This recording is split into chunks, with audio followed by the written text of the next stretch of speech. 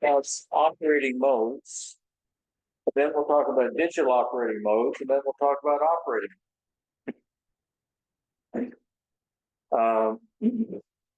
Contest and DXing, remote operation. And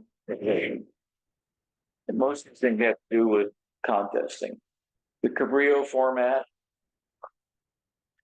QSLs, and RF network connected systems.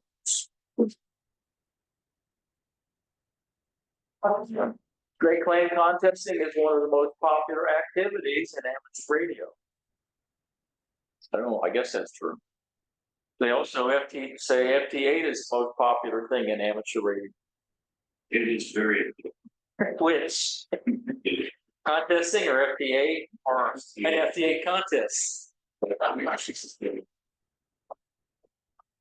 Yeah, yeah.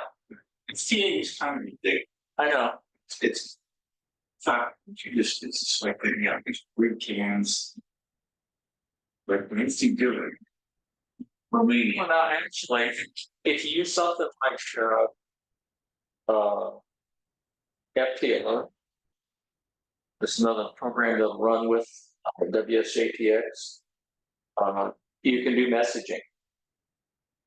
If you're making contact with somebody, you can open up a messaging window, and of course, they have to have it open, but you can keyboard back and forth. It's not actually using FT8, but you made the initial contact with FT8 to get their calls. Not really key. Yeah, it's this keyboard in the window. It works pretty good, although I find very few people actually have their window open. I do remember, I think the first time I tried it, and where was the guy? He was somewhere out west. And I asked him about the weather. And he said, it's raining like a cow pissing on a flat rock. When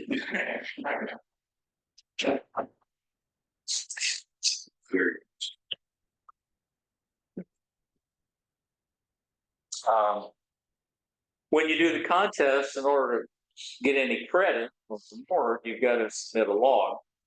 And in most cases, the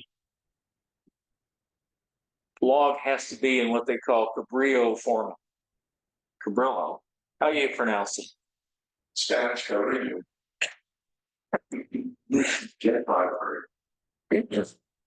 Which is just a digital file like a normal log, except it's oriented with just the information you need for the contest as opposed to what you would see in a normal log file. So what is the Cabrillo format? I can't do my L's. There's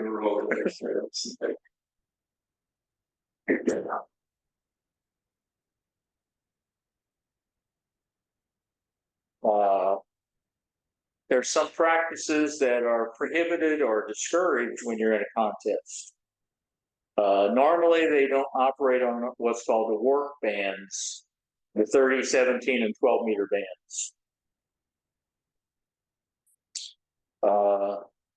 And I think it's part of the next slide. They also don't like self-spotting. From which of the following bands is amateur radio contesting generally excluded? Alpha.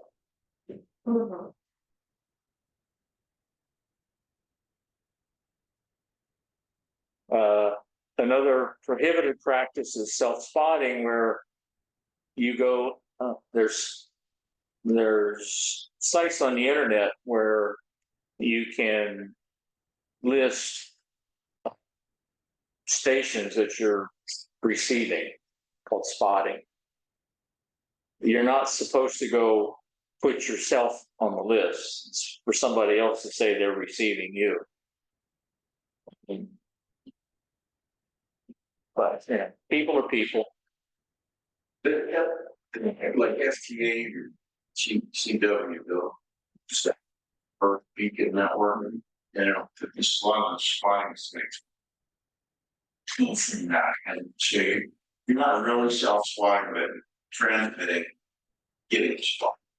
Yeah. Yeah.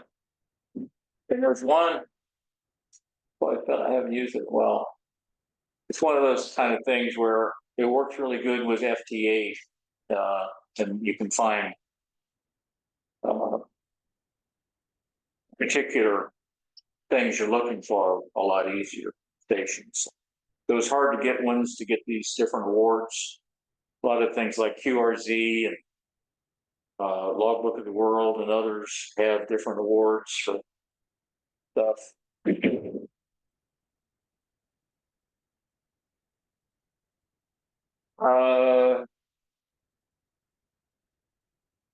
I guess they don't have many FM contests on VHF, UHF.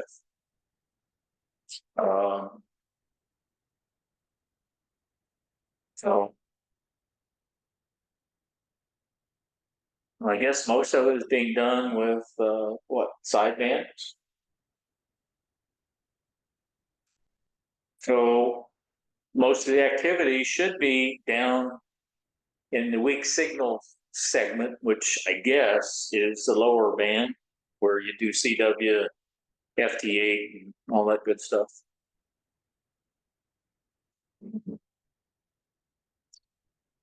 During a VHF UHF contest, in which band segment would you expect to find the highest level of single sideband or CW activity?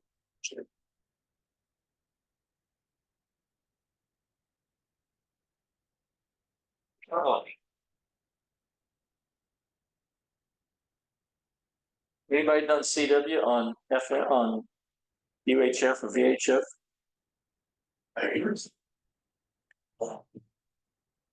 And well, I've only heard the repeaters.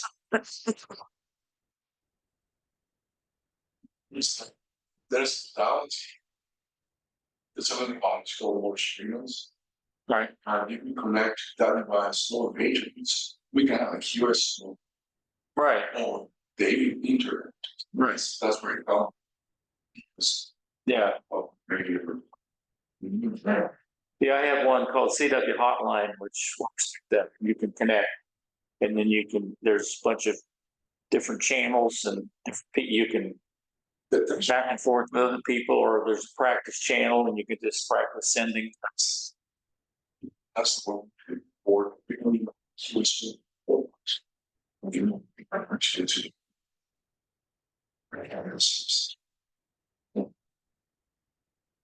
Okay, working DX means you're working a far off place. Typically, I think they, like if in the United States, the DX should be outside the United States by definition.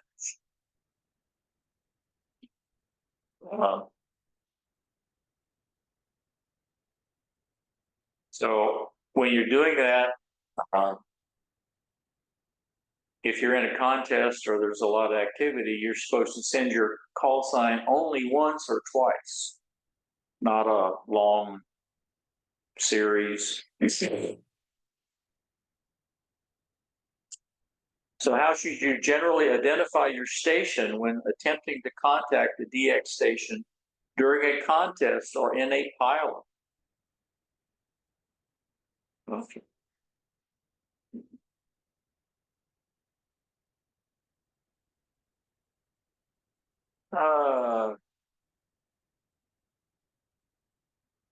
So if you got a lot of activity, a lot of pilot, so stations can start listening for calls on another frequency. Usually we call that a split operation where they're going to go up or down one.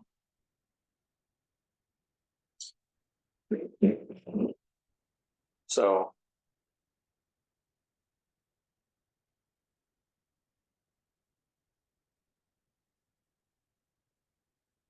I guess one of the advantages is the DX station can transmit on a frequency that you're not authorized to transmit on, but you can receive on that one and transmit back on one that within your license class. So weird. Well, it's a case where you're a jet Yeah, no, I understand it. and the guy is in the extra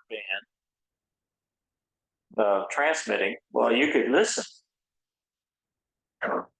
Right. So you have to get him to move up.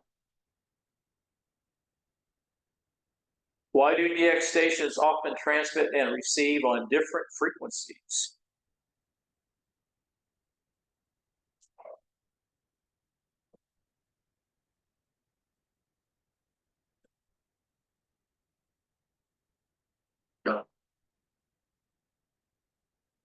What is that?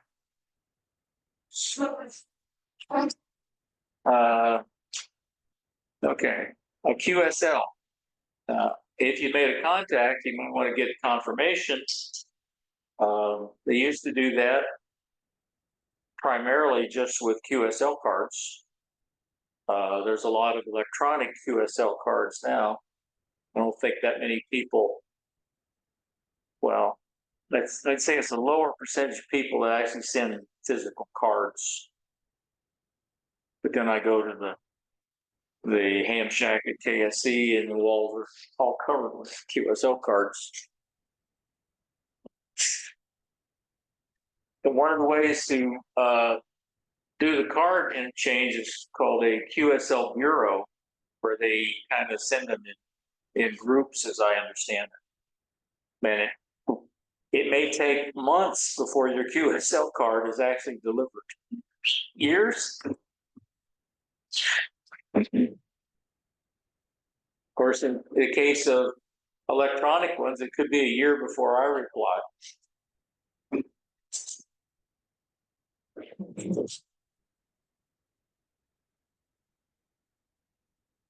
Which of the following contacts may be confirmed through the logbook of the world?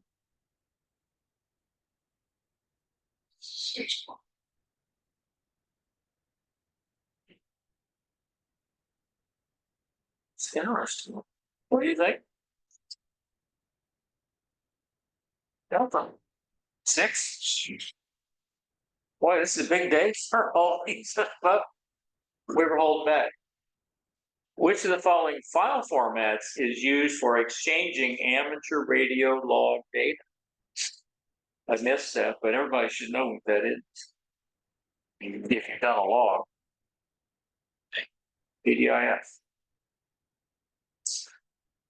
Oh, and this was probably out of place. So they do group the cards for different countries. Oh, and this says it can take a year or more. I don't know.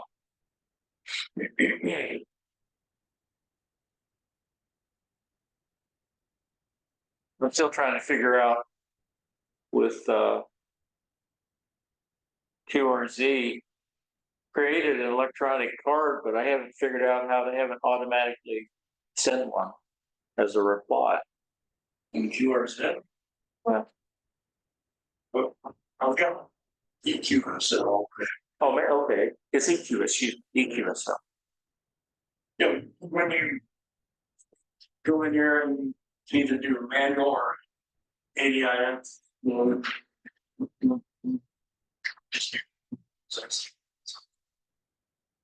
just whenever it's real good, it's not just some fields to complete smarts, but you just fill out the band, date, and time, say, sure, TC. And you just count spots. Yep. They.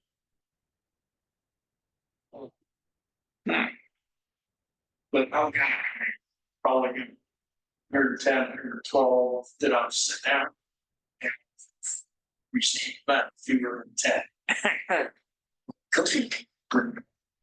Yeah. Yeah, I had a neat one come back from a submarine in Italy. It was during the museums on the air. Oh, And they turned it into a museum. It's docked in Naples. yeah, was, And they got an amateur radio station on board. so it might have been, we got a contact. Yeah. I don't know if it's, yeah, time of meeting or time of flu shot. They get it operating down in Naples. Thought about this. So what is the function of a DX QSL manager?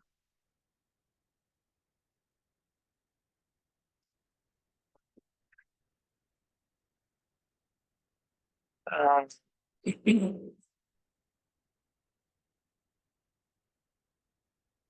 so I keep hearing about mesh networks. As far as I know, we don't have anybody in this area doing a mesh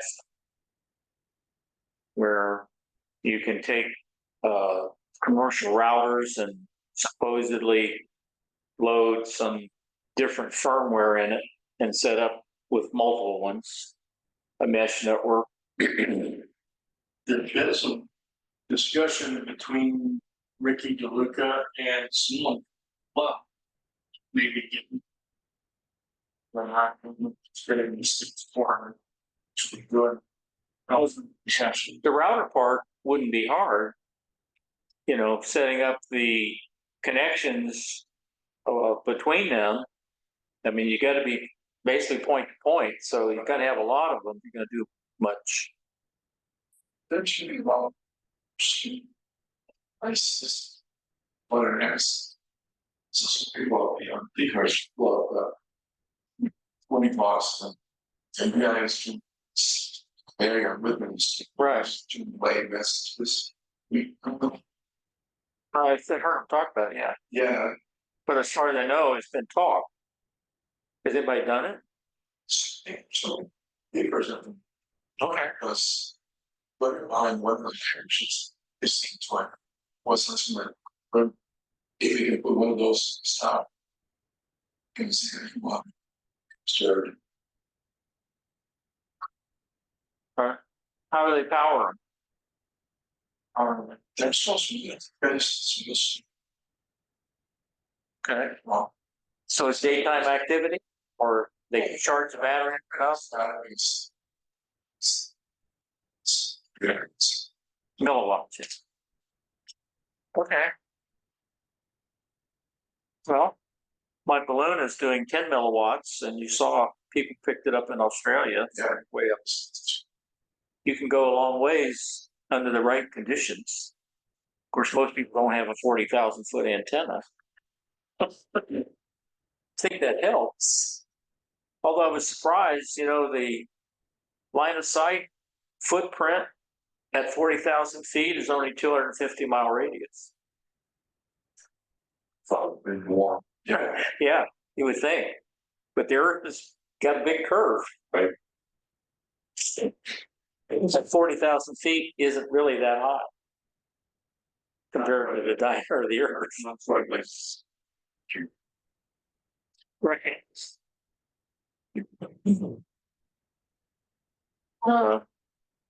This, when you set up these networks, they use what's called a automatic link establishment protocol, ALE. it's big nature. Huh? That's big nature. And since they're doing it in the usually the 2.4 gigahertz band, that's a shared service.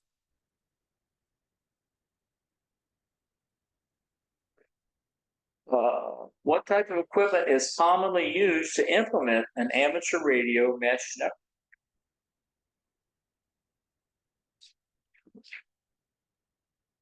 Which of the following frequencies can be used for amateur radio mesh networks?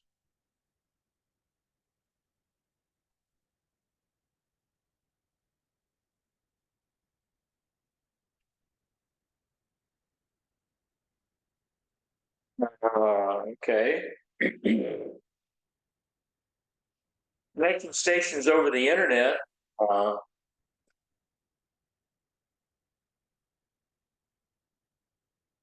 it's becoming a lot more common. I don't know if anybody here's ever done any remote operation. There's a couple. There's remote hands, and I forgot the name of the other one. There's at least two where you can sign on, assuming your license, and operate a station in Brazil or wherever. There's one of them charges a fee to join it, and then they charge something like 9 cents a minute to operate. And usually on that one, it's usually stations that are, 1,500 watts with towers and multiple Yagis and, everything you ever dreamed of. That's just an internet connection. Yeah. Yeah, from like strong. Guitar for people. Racing. Strong. Which you get using it again. Yeah. I don't think it's real cheap. Well, I think it's at least $100 to join this one, and then you pay by the minute. The free one, unfortunately, I played with some. A lot of the stations on there, you have to be a member of that club in order to do it. And then a lot of the other ones, they got a 7,300 somewhere with a dipole, but it's in a different location. They also sell a rotary encoder that works on USB that you can use with those apps, so you can actually do the tuning, like turning a tuning knob instead of playing with a mouse, which makes it kind of nice. What indicator is required to be used?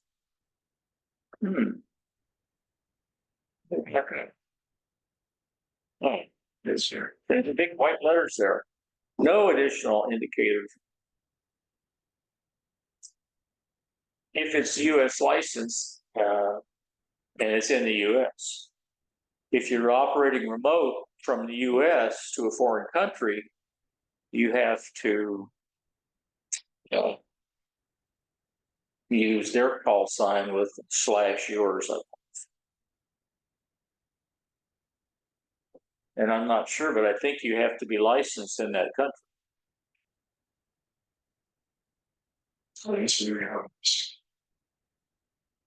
Unless they have a The Canadians actually use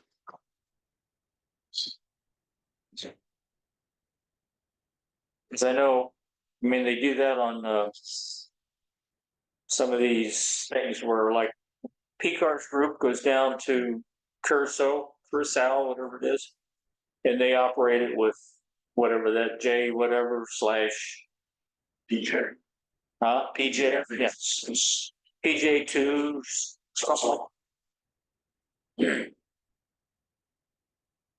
So what indicator is required? And we already talked about it. Everybody knows the answer to that one, right? What indicates the delay between a control operator action and the corresponding change in the transmitted signal? Charlie.